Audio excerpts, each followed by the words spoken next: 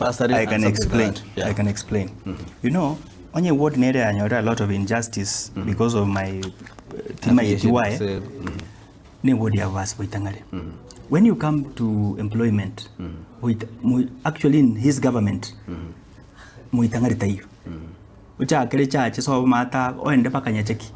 you look through the entire system. We do not have a representative. 2023-2024. Bassi Boitang'are, in the spirit of imagining an Obare punish, governor removed Kurose budget project almost worth 10 million. As MCAs who were affected, we sat down to the control of budget, and we stopped the budget ya Kisii County for 4 months. Yeah. You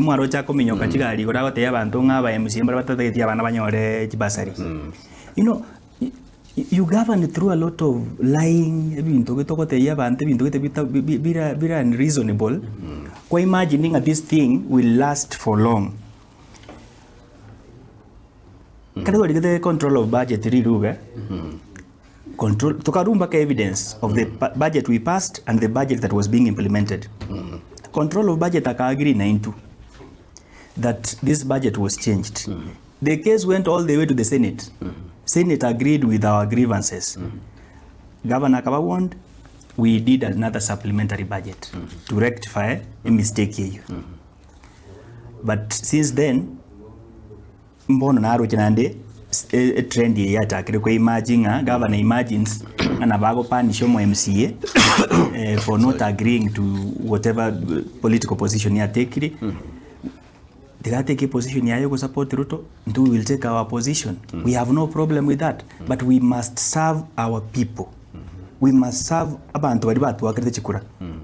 Because na Ruto manyene tariko kananga region gete mo MPO yitari taigwa na inenje teta ko mwachi besa chia Constituency Development Fund. Turu kisambo ke bunge ya Kitutu Chache South. Yes. Kibaga indicates besa chia CDF because is a taxpayer. Tax. This is not personal money that you will use as you imagine. You will punish your body, you will punish so and so. Because again, but the reason as to why he has vowed in some of us in Catholic. So, I word neighboring, Aros Chipara, Aros Yechi, Obe. That